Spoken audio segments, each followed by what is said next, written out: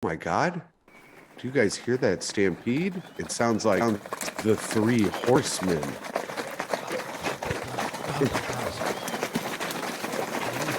Hello, everybody. Is that a witch? What the hell was that? Yeah, it's a witch horse. Hello, Halloween's everybody. coming. This is the Three Horsemen, your one-stop shop for all things Colts. Turn off you don't need ESPN. Throw away your athletic subscription. You've never even heard of Pat McAfee. I have a feeling we're going to get a lot of returns halfway through the season. Oh, yeah? Is that from right? our one-stop shop. Pretty good stuff. That's good, yeah. Too bad our return policy is very bad. Yeah. You break it, you buy it, you've got it. There is no returns. You buy it, you're a broke ass. Yeah, if you buy it, you're broke. That's good. Yeah, so let's get into it, boys. Let's hop right into it. We had the first preseason game of the year, or do you want to go over your love of the new Detroit coach first? So I think because this is the first episode, right? Yes. I think we got to tell people some stuff. I have some ideas, but yeah, we're some comedian guys who just wanted to start a little podcast because we love the Indianapolis football Colts. That's right, and we should introduce ourselves. Yes, I'm Tim McLaughlin. Go ahead, Tim. He's Tim McLaughlin. That's right. Connor Delahanty, introduce yourself. I'm Connor Delahanty. I'm the only one who lives in Indianapolis currently. And, I got boots on the ground. I'm talking to the people on the streets, and we're excited about the season. Hell yeah, dude. I'm Tom Takar. Me and Timo, we live in Brooklyn, New York. We spend all our money on avocado toast. That's right. That's why we can't afford a house in Indiana anymore. And nitro cold brew. Honestly, cold brew is way too expensive, man. I got one for $7 damn. That's crazy. It's too much. And we haven't even gotten cold brew here. We're still decaf is new. That's what we're excited we just about. Got hot brew. We got hot water, then hot brew. We only eat the coffee that one animal shits out. You know, they eat the beans and then they shit them out and then they make like a coffee out of it. Or maybe that's a chocolate. Will you edit out the part where I said that we're three comedians? Let's get into. I had a little exercise I wanted us to do. Just as a first episode thing. I thought it could be fun because we do not like to exercise. I love it. Colts fans don't really move around a lot normally. No, a lot of plane ticket people at the Colts games. I should not have said that we were about to exercise. Let's see. We're gonna eat rancher size. Hell yeah! I thought it would be fun to talk about our favorite and least favorite moments as Colts fans in our lives. All right, I can first because I already have them right immediately. You have them queued up? Me too. Let's do favorite moments first, and then we'll do favorites. Favorite moment first. I went to the Colts Monday night game with my friend Andrew Sullivan, and we were sitting about 11 rows up on the 7-yard line, and Marvin Harrison, Peyton Manning, deep bomb to Marvin Harrison against the Pittsburgh Steelers, first play of the game, touchdown right in front of us. Yeah, it was incredible. I mean, number two, of course, was when I went to the AFC Championship game and watched them go to the Super Bowl. But that was the single coolest moment. The single coolest moment was watching him catch that right in front of us. That was very cool. That is very cool. You led into my favorite moment, which of course was the AFC champ. It's funny. I think most Colts fans feel that way. Obviously, winning the Super Bowl was great, but that AFC championship, that game was so boring against the Bears. Yeah. Oh yeah. Well, it's funny. It started off so bad. I talk because I watch a lot of games with the Bears boys that we have out here. A lot of our friends are from Chicago, and my favorite bar in New York is a Bears bar, which is unfortunate, but they're very sweet to us, and they give me a million beers at my tab is always $7. So I love it's a them. pretty sick bar. Yeah, we're doing the wedding after party there. If any Yeah. listeners want to come hang out. Yeah, so I love that bar, but the Super Bowl was like a little boring minus the run back on the first fucking kickoff that made it seem like the Colts were about to lose spectacularly, and then we of course pounded them into the ground. Rex Grossman looked like shit. Bloomington's own Rex Grossman went to my high school. Rex Grossman. Grossman, more like Rex Disgusting Man. Good spin. Yep, that's good. More like sex. Gross. Man, I don't know. Sexy. I don't know. Dang, we're they really called him putting Sexy it to Rexy. They called Oh, him yeah. Sexy Rexy. He was a huge cokehead. I shouldn't say things like this because we might get in trouble. But I heard rumor had it in Bloomington that he was a big cokehead, and that would explain his "fuck it, I'm going deep" bullshit and him having no accuracy down the field. But, we don't need to sleep. Fuck it, I'm going deep.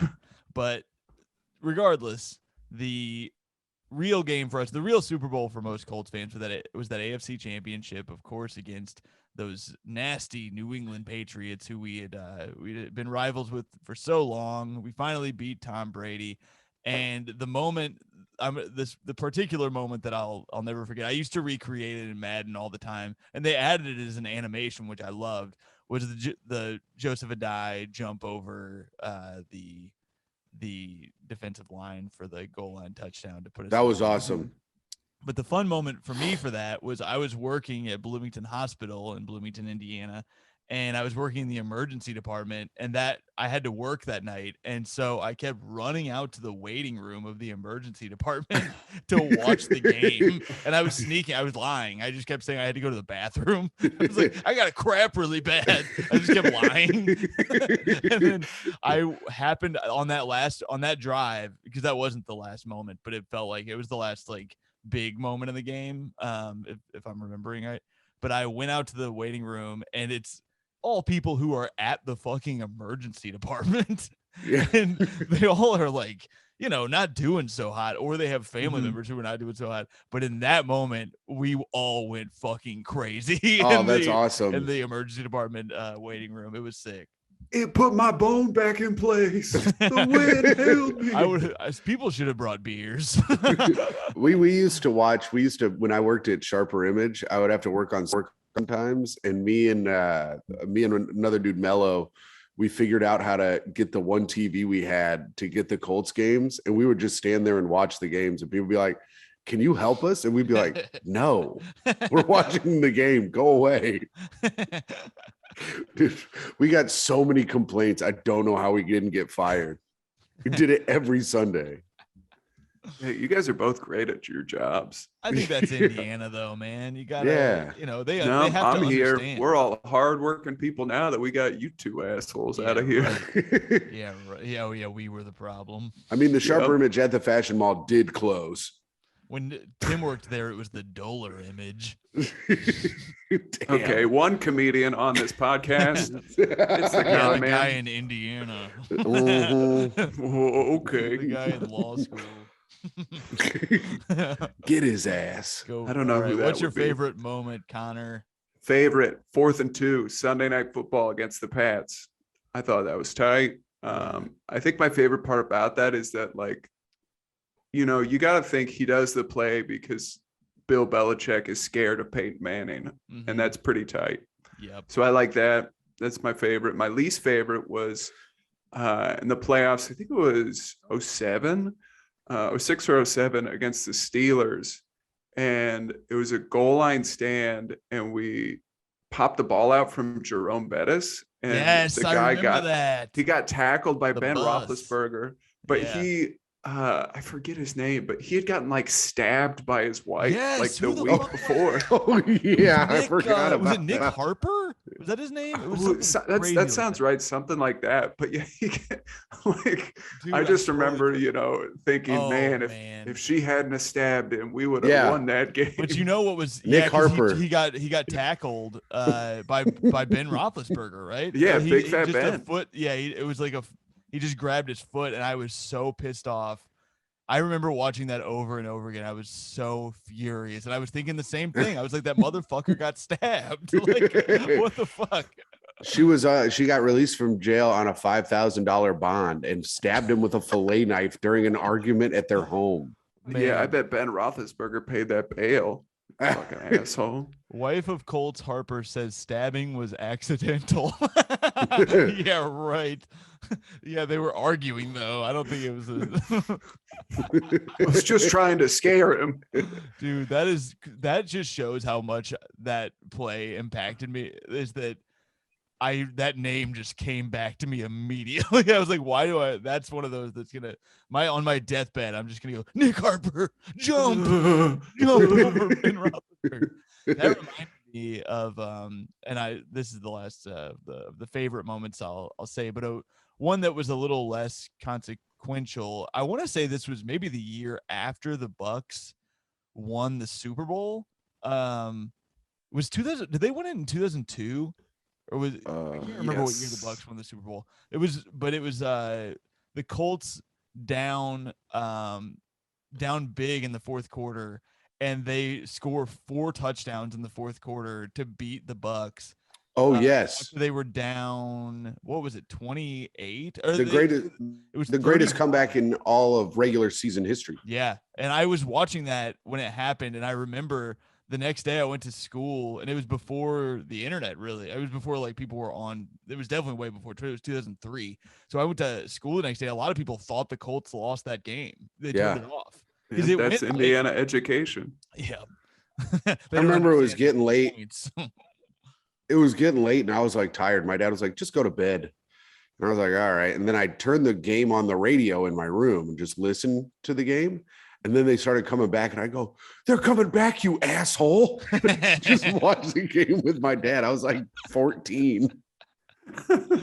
You call him an asshole like he knew and just didn't want you to watch. I was like 15. No, how old was I in 2003? I would have been 16. Really? So yeah, that makes sense that I call my dad an asshole at 16. Okay. I wish I had a dad. The thing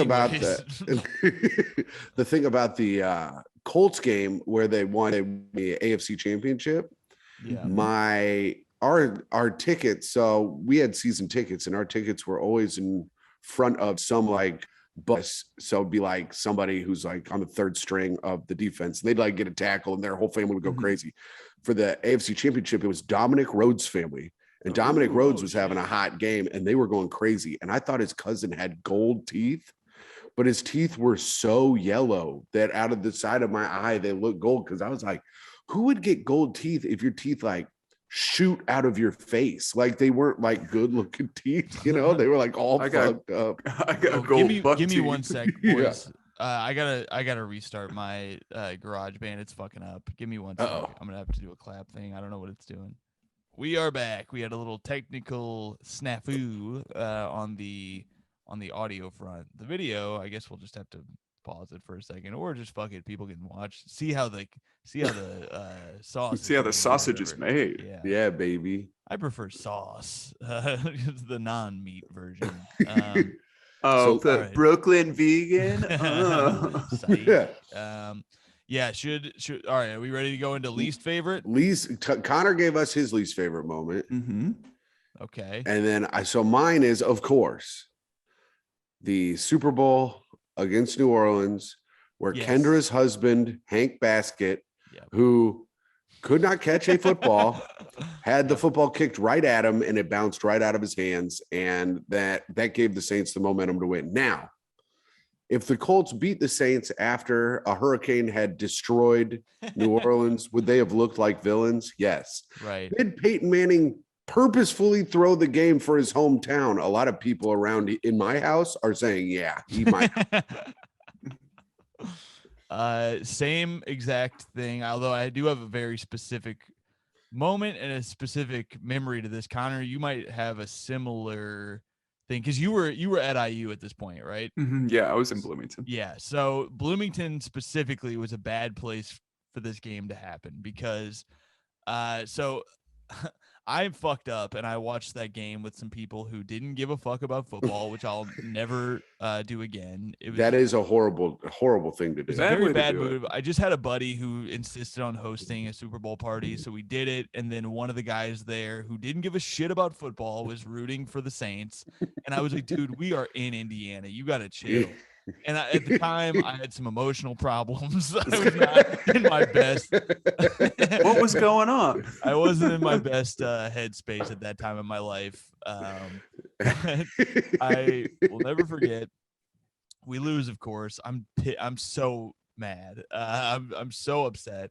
And what adds insult to injury is the thing that sealed that game was a one, I believe his name is Tracy Porter. Picks off Peyton Manning. Tracy Porter is an Indiana alum. So he becomes, in some ways, an IU star of the game. And the next day, the front page of the college paper is a picture of that dude picking off Peyton Manning. And it's like, Tracy Porter from IU, like, picks off Peyton Manning to seal the game. And my roommate at the time, who was a huge asshole, who I do love, Nick Puchalowski, he thought it would be funny to cover our apartment in those in the front page of that paper. He got like 100 of them and put them all over the apartment. Jesus. And I blew up.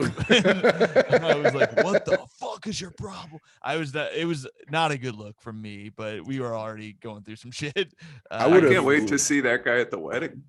Yeah, I should have invited old Puchalowski. I just haven't seen him in a while. I would have lit the apartment on fire. Yeah, I just was like that at the time, and for the next couple of years, that was at a time in my life where the whether the Colts won or lost determined my mood for the next week. Like, it wasn't just one day. I would walk around pissed off for like 4 or 5 days if the Colts lost. It was not good.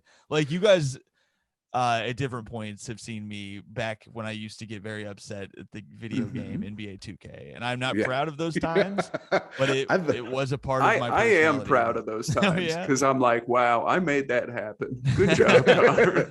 And I thought it was funny. Yeah, I had a bit of a temper with video games and with sports that I no longer feel that I have, which I'm happy that I've evolved past. But at the time, I was inconsolable, and that was not a good moment for me. But now I don't think that could happen. But well, I'm glad the Colts could lose. Now. I mean, and speaking of Indiana Hoosier football greats in the Super Bowl, Antoine Randall L. Oh yeah, is makes a little appearance on Hard Knocks. Yeah. I didn't know he was a coach in the league. I didn't either. Are all his coaches former players?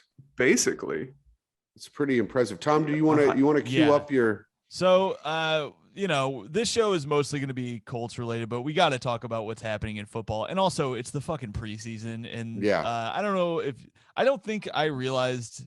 I knew this going in. We plan to start recording these episodes during the preseason. We want to get the momentum going for the real deal. Preseason football is just fucking brutal, dude. It sucks. It sucks so much. Dude, the worst part, I remember seeing Silver Linings Playbook, and there's like a scene where like Robert De Niro's mad that the Eagles lost in the preseason, and I like couldn't watch the rest of the movie. I'm like, who gives a that's shit? Not real. Who cares? Yeah. So, we got to talk about all things football a little bit, and Hard Knocks is the biggest thing happening right now, besides the Zach Wilson injury, which is so fucking stupid. And the Zach Wilson gossip that he banged his friend's mom. Woo, that's the curse of the Delonte West, they call it. He'll be on the streets soon. Oh boy. We'll get into that. I guess that's basically it. We'll get into Delonte West talk next week. Welcome back to the Delonte West show. We talk about all things Delonte West. No, From East to Delonte West. I feel like we got to talk about Hard Knocks, though. It's the biggest thing happening in the preseason, at least. And Hard Knocks is always amazing. It's very fun. I didn't start watching it until last preseason. I started watching the Cowboys one, and then we were so lucky to have the Colts be the first regular season, and then them completely fucking blow it and make the ending unwatchable. But we won't talk about that right now. We are here to talk about Dan Campbell and how fucking fun he is to watch in this show. My savior, him doing up downs, my hero, is so fun. He's so fired up, and he doesn't make any fucking sense half the time. It's just intensity, and I like that. But there's a moment in the very beginning of the show. It's the tone setter for the entire series, and he makes an analogy that is so close to being good, and it pisses me off so much. And I'm going to play it real quick, and hopefully you guys can hear it. I'm going to turn up my volume. I was trying to share it on the screen, so I'm sorry to the YouTube people, but you'll be able to hear it at least. But here is Dan Campbell talking about coming into the incoming season. Better off we're all going to be. All right, now, there's a number of teams, as it equates to, just bear with me, the ocean, right? There's a number of teams, they just barely get to the water. You got to get in the water to compete. The number of teams, that's all they get to. Then there's a number of teams, they are in the shallows. And they come in a hurry, man, and they are all over your ass. They're all over your ass, and they strike and move. They strike and move, and they're dangerous, man. You just got to get a hold of them, though. If you can just get a hold of them, and you start dragging their ass out to the deep, dark abyss, you can drown them. Right. And that's what we got to be. And then it starts up the thing. But here's the thing. That would be a great speech to give if you were the Miami Dolphins. You are the fucking Lions. Make it the jungle, you fucking asshole. Like, make it lion related. You're at the watering hole. Bear with me, the ocean. Yeah. Like they hadn't heard of it or something. It's insane. Like, and also it's like, so some people aren't in the ocean, and the ones who are not quite there, they're not good, but the ones that are in there, you want to pull them deeper into the ocean. Well, and I thought that was good to be in the ocean. Now I don't know. I'm lost. Yeah, are the other teams also trying to drown each other? Like, is that the game? Or like, no, we gotta play different. And again, it's like you're in a rare position where you have one of the coolest animals as your mascot. Like you're the top of the jungle. Like, what are you doing? The whole Disney World about this animal.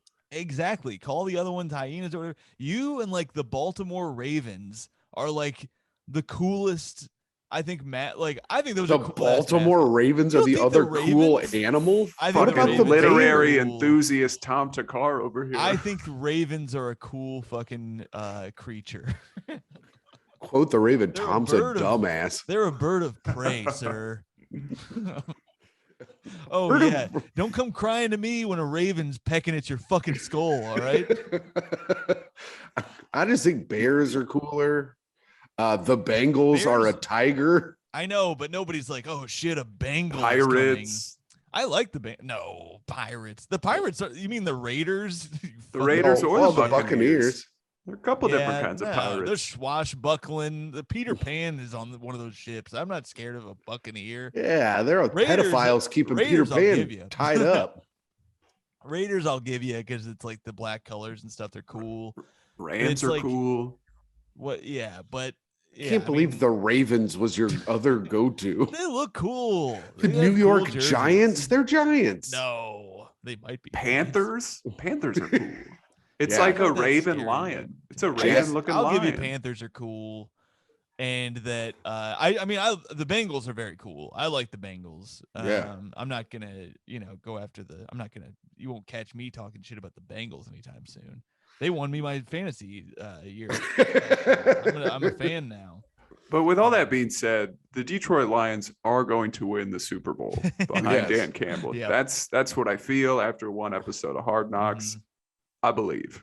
I do think they're in a bad division, and they could come out number 2 this year with like a 6 and like 12 record or 6-11 record. I definitely think they're going to win more than 3 games this year, but I don't know. This is the problem. It is the Hard Knocksification where I watch it and I'm like, they are the greatest team that's ever played. And, and I love is it Jamal Williams? Is that the guy's name? Yeah. Yes. Running back. He's great. He's awesome. When he like gets fired up and he's about to cry, I was like, this is sick. This is what I love the show for. Yeah. I wish we could have a Colts Hard Knocks every year. Like every team should get a Hard Knocks every year. They should just make their own Hard Knocks. Yeah. For propaganda purposes, because that got me. I'll admit, like, because I was not fired up about Carson Wentz last year. I was getting bummed out about a lot of the shit. And we started off so bad last year, and then that Hard Knock season really got me fired up. And then you look at what the Colts could have been last year if the 50-50 games go the other way. Like, it would have been a different thing. But Hard Knocks got me fired up where I was like, we are going to win the Super Bowl. Watching the first episode of the Hard Knocks last year, I put money to win on the Colts to win the Super Bowl. And I'm betting for the Lions now. I should do that. I should do that now. Yeah. I wish I could see, like, talk to an odds maker or like someone who runs a book to see the Hard Knocks reaction like every year. I'm sure there's a bump. I'm sure Tim can put you in touch with a guy. Yeah, Tim probably knows a guy. He probably owes somebody enough money that I'll give you HT's number. You can go talk to him. It'll just be a guy who shows up on the Zoom with like a V for Vendetta mask. Tim's probably put that guy's kid through college or something. I know a bookie in Indianapolis who gets a to-go drink at every bar he goes to. As he's leaving, they give him a Crown and Coke to go. Hell yeah. And he just takes it and drives. And I was like, are you allowed to do that? They go, we do it for him. Wow. That's an easy way to identify him. I'm just gonna be hanging out at bars, seeing the one guy with to-go cups. Listen, if you hang out at enough bars on the north side of Indianapolis, you're gonna run into him. All right, boys, let's get into the preseason game. Yes. Let's talk about it. I've got some stats. I did not watch the game because I'm here in New York, but I did follow while Matt Ryan was on. I want to say Matty Ryan because of our friend Matty Ryan. But and Matty Ice. Like, I get it. I say we stick with Matty Ryan. I like it. Yeah, I'm cool with it. So I followed the game. I watched the game cast basically on ESPN. He did not look great. It also looked like our receivers look like shit. Looked pretty bad. Connor, did you actually watch any of the game? Yeah, I did watch the whole first quarter and then highlights of everything else. I will give a caveat where it's not like they're running like set plays for these guys. Right. It's just a lot of like one-on-ones and trying to see if they can beat them. And I don't know, that's fine. The tight ends look good. One play I did like. The tight ends looked really good. What's that guy named Granson or whatever? Kylan Granson. Yeah, he looked good.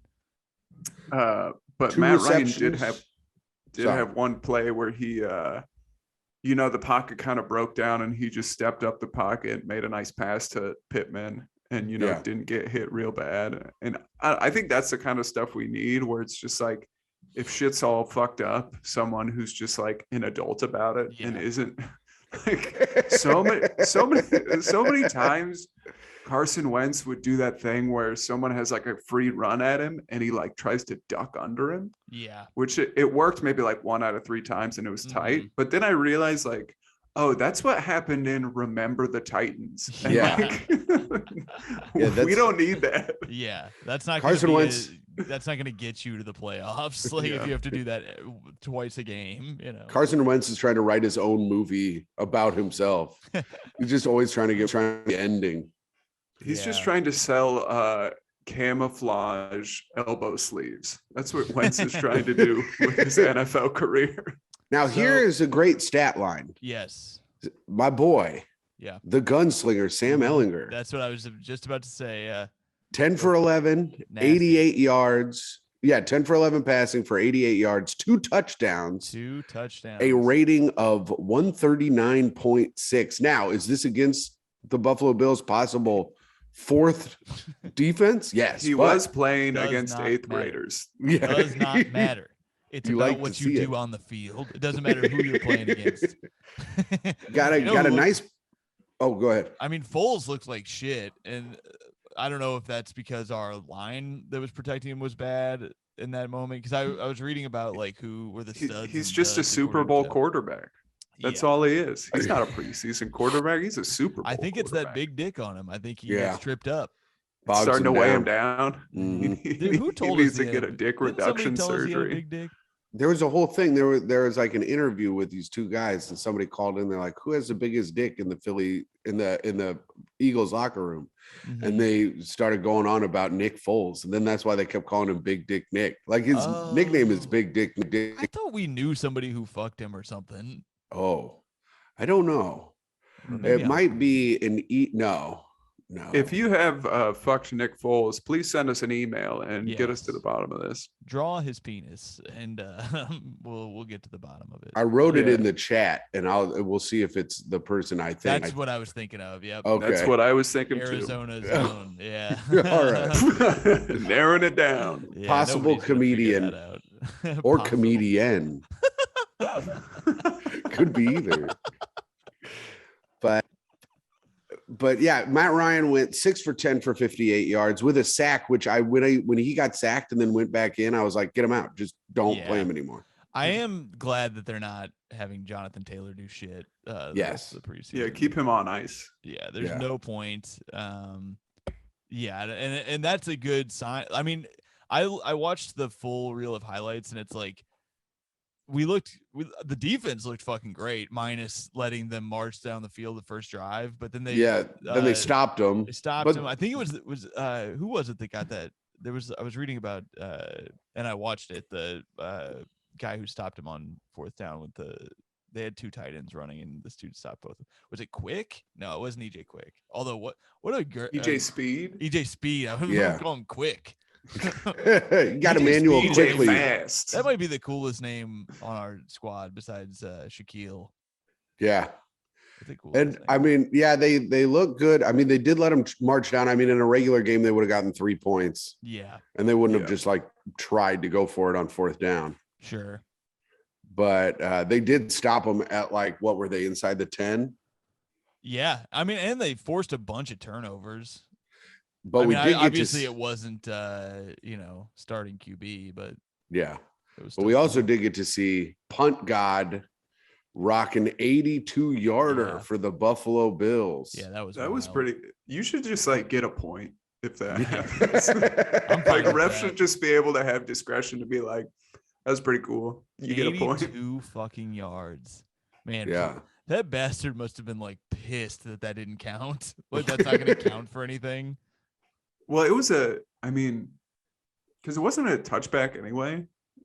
Oh, so it's not like, I think it went. Oh, I thought, okay. But it's not even like so actually, position. So actually, the kick sucked. Yeah, it actually sucked shit. Yeah, be more accurate. Yeah, man. 82 yards. Yeah, might as well have just kicked it to the 25, dumbass. But our boy Naheem Hines had 8 carries for 26 yards with an average of 3.3 with his long of 14. The run game did not look great in the preseason. No, but that's part of not having, the real offensive sets out, I think, and then also not having JT. But I mean, Hines should be getting more than 3.3 carry, but that's for and the line's still working together and trying to get that cohesion. I think one big update from the offensive line is that in our second unit, did you guys see the French fries lineup? Yes, incredible. That is so we got our boys Wesley French at second string center, and Will Fries at second string right guard. So when they stand next to each other in the huddle, it just says French fries. That I like. Now this I'm into. So they both got to stay on the team. Ursay, if you cut either of them, I'm done with you. And I'm stealing one of your guitars. Put them next to each other. We gotta see them next to each other at all times. They should have like a ribbon tying them together at the hip so they just walk around. Yeah. And they should we need to be constantly playing against a guy named Ketchup. And they need to pancake Ketchup. I like that. Yeah, I think that's good. Or maybe an aioli. Yeah, if they play in England, they have to play it. Aioli don't fly here in Indiana. We ain't on that aioli. Just call it mayonnaise. Mayonnaise. Just call it liberal mayonnaise. Just call it non-binary mayonnaise out there. I'm sorry, but here we call it they A's. Thank you. That's true. But yeah, and then Matt Barkley for the Bills he was 18 for 24 in passing, 224 yards with an interception. Mm-hmm. Some good interceptions in the game. 3 interceptions by the defense and a fumble recovery. Yeah. And from stupid Nick Foles, who I think should be booted from the team. Yeah. And an interception. There, Ellinger's our guy. I love him. I really hope like Matt Ryan plays for 2 years here and Ellinger becomes our guy. There's something about him I like. I was reading like Irsay thinks you like that his he cute might have little face. That Irsay's might be like it. praying he might be the next like Tom Brady or something because he's but we'll see. He looked good. He definitely looked good, and he was playing against I think actually the best players on the Bills. Yeah, they were tricking us. Yeah, they actually what they do at the end of the game is put in their best players because at the end it's harder. Yeah, preseason is actually opposite day, and people don't know that. Oh, another fun because I'm just looking at the depth chart. Another fun Colts name thing because I'm the name guy over here at the Three Horsemen that I forgot to bring up was on our defensive ends we have an Odangbo and then an Odenigbo. I love and that. let me tell you, I would love to see my uncle try to pronounce either of those. So I might have to go watch some games at his house to see what he thinks. Yeah, the defensive lineman Dayo Odengbo. Dio. What is it? Dayo Odengbo. It's Dio. Dio? Oh, I love that. Dio Odengbo.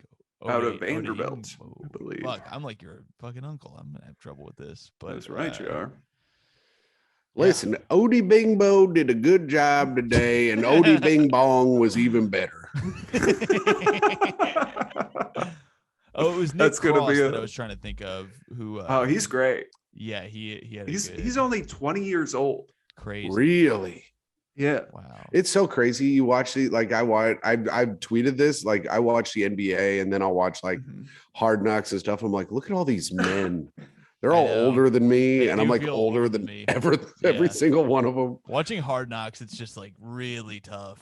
It's really tough to see these guys and be like, oh, I'm older than Buckner. Like that's nuts. The part of Hard Knocks that like for some reason it bummed me out when Hutchinson went up and said his signing bonus was like $20 million, and I'm like, he's like a child. Yeah, like this kid's dancing up there. Hutchinson has a face where, like, if you just showed me that guy's face, I'm like, I bet I could kick his ass. Yeah, I know. Yeah, and then you see the rest of him, I'm like, I could still do it. From the neck up, he looks like he works at a Best Buy. Like, that's the kind of vibe he gives off. He definitely seems like he should have a Twitch channel more than having. I mean, I bet he does. He probably makes another $20 million a year on that. That part, if you guys haven't seen Hard Knocks yet, it's worth the watch. That you get to see him sing. I'm surprised he hasn't gotten canceled yet because he opens. One of the first moments of the show is him singing Billie Jean by a one. Who shall not be named. Yes. Michael Jackson. A Hoosier. Yes. Yeah, that's right. Hoosiers. We have a lot of great people from Indiana. Michael Jackson, Jared Fogle. Only good people come from Indiana. Connor's family used to employ Jared Fogle. Yes, we did. But only after all the stuff. You got to help people get their way back. We'll talk about that on the Patreon. But we'll get into some really fucked up shit on the Patreon. Good luck finding it. Is there anything else? Like, were there any takeaways that you had watching the first part of the game with the players that you were really happy with, Connor, and anything that you were upset about? Well, I think it's exciting. I'm really excited about the DB group as a whole because Blackman's back and he looks, after an injury, you kind of worry that some people might be a little tentative, but he looks like he still likes to lay the hit stick, which is good. Hell yeah. And then Cross will be solid, and having Gilmore there is great. So we just have like depth at that position, where it felt like at some points last year we were rolling out like, the 8th graders from the Bills or whatever to play cornerback. And so I'm excited about the defense. And it's great having a guy like Kenny Moore and another guy like Stephon Gilmore for guys like Nick Cross who are 20 years old to like have like actual leadership around them to like form them up, like coming up as a player. Do you think it's fucked up that that guy can serve as defensive back for the Indianapolis football Colts, but he can't even drink a damn bear? Yeah, it's really crazy. That's crazy. I say we change these laws. I wasn't allowed on the Colts because I had flat feet. Is that right? Yeah. Yeah, I'm colorblind, so they wouldn't let me play for the Colts. Me too. I went in there and I was like, "Look at this beautiful white man," and they're like, "I'm black." I was like, "Oh, my bad. I don't see color." Said sorry, colorblind. We'll also do another Patreon episode on CRT and all that. So tune in. Yes. Oh man. Woo. Is there anything else? I mean, I think that's pretty good. We kind of covered everything. Yeah. Do we have any predictions for next week? Who do we got next week? Let's look at who's coming up. I think looking forward, the most exciting thing is the Colts are doing joint practices with the Lions. Yeah. So we're gonna be on Hard Knocks again. Right. That'll be very fun. That'll be cool. I can't imagine Dan Campbell and Frank Reich like having a conversation. They're both pretty. I guess the Reich isn't really that intense now that I think about it. I just like watching the man on his bike. That was a fun part of last. I remember I got like emotional the first time they showed him just like ending an episode on his bike. Like it was after our first loss of the Hard Knocks season. Like after they had against started, the Bucks. And then it's just him getting back on the bike, win or lose, and I was like, "Fuck yeah, this guy rules!" And then I didn't finish the show, but it pissed me off too much that we lost to the fucking Raiders and Jaguars. The Lions will be playing on the day of Tom's marriage. That's true. Should we cancel the wedding? Yes. Yes. We cancel the wedding so that we can watch the preseason game. Honey, I gotta watch the fucking game. They're playing the Lions. We got a podcast. You gotta set the tone early for a marriage. Colts football is gonna be very important. The next time you hear from us, Tom's gonna be different. Yeah, I will be missing. I mean, I'm, not that I was going to be. I'll watch the highlights like I did for this. I like to watch the like little 10-minute full game highlights. The problem with that is you only see big plays, so then you only see when Nick Foles turns the ball over. You don't see when he shows off his big hog and everyone goes, "Great play." But they cut me out they cut me out where I was kissing it a lot. What? I don't know. What's up? Nothing. I mean, shut up. No, we're gonna be playing wiffle ball during this game. So on the day of my very wedding. You're doing wiffle ball what time is your chat? I don't read the chat. I like go in. I shoot from the hip. So here's the thing, and you guys, this is probably something I should say off podcast, but fuck it. People who listen can hear my secret wedding plans. And you guys don't have to do this, but wiffle ball is at 11:30. Probably gonna do that until like 1:30 or 2, and then I gotta go shower up, and then you guys can join me for that, and I'll jump in the old shower. But I want to get to the venue a little early, and just I'm gonna because Antonia is using our hotel for like her and her girlfriends to get ready, and so I'm gonna take my suit to the Bell House, and then I was thinking because the doors open at like 7, I was thinking you guys like you and like maybe like 3 other guys that I'm gonna invite to do this because the green room at the Bell House isn't that big, but hang out for like an hour before and. I'm going to buy a nice little bottle of whiskey. Connor, you're going to have to break your sobriety. We should have a photographer like take pictures of us helping you adjust your tie. Yeah. Oh, yeah. It's a good idea. Do that for the photo album. Gonna need that. I will say this. I didn't drink for a week, and this will be an interesting part. So wow, I good did for break you. it Wait, hold on. Tom, how much money did you save? $10,000-$20,000? Let's just say I'm a very rich man. No, You had to pay for the wedding somehow. Drinking is usually free for me, so it's like that's what's hard about it. Like, it's so hard to turn it down. But I did not do it all week, and then I had cellar spots all weekend, didn't do it, and then yesterday Antonia's family got in, and she wanted to do a cheers. So you gotta drink. We had a glass of wine, and then I was like, you know what? I've gone a week. I feel pretty good. I'm going to have one night where I have a few, 2 or 3 drinks, and then I'm going back to sobriety until the wedding. And so I'm back, but I got hyped about football for my Sundays getting hammered at 1 p.m. And Connor, once again, if we're going to do this podcast, you got to come back. Yeah. you got to join the dark side again. You got to be hungover like me and Tom when we do the podcast. We're going to be miserable doing this fucking podcast.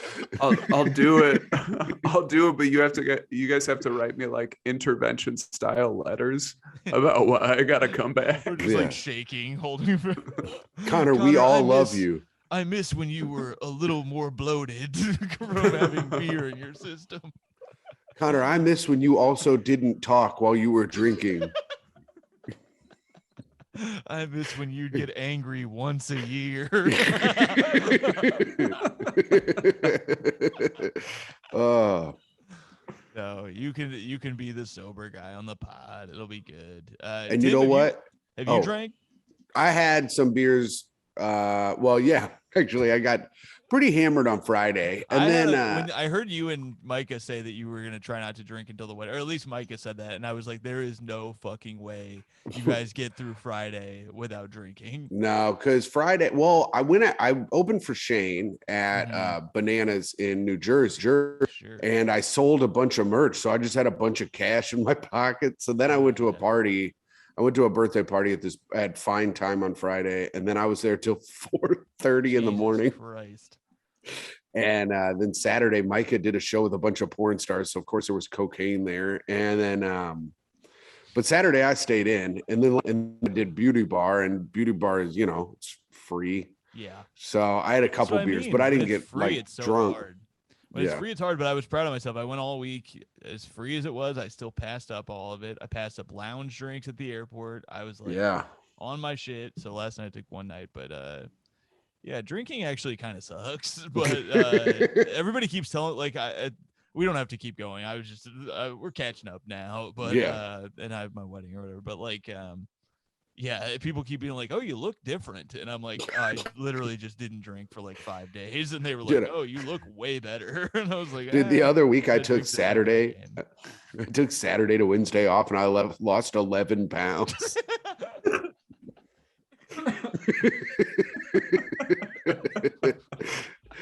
It's super fucked my up. Replacements for drinking are not any better. I don't. Is it candy?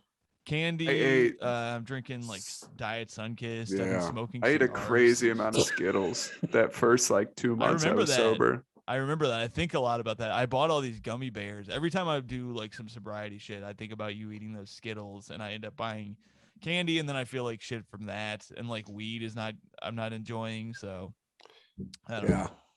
It's not even that. It's honestly the first like 3 days was brutal, and then after that it was kind of easy. Yeah. It's how it always is. After the first 3 days, it gets tough. And you know what?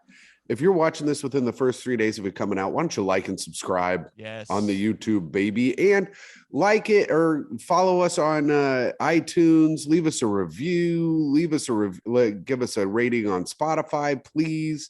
It helps the show, and we would love if this became your new favorite Colts podcast and you listen to us every week.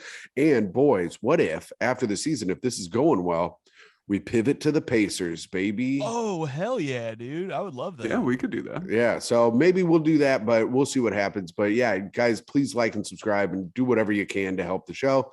Is there anything we should do to end it, boys? Yeah. Colts are going perfect season this year. I'm calling it now. Go blue, go horse. Fuck you. I like you're all that. invited to my wedding. All praise Dan Campbell. Goodbye. Bye.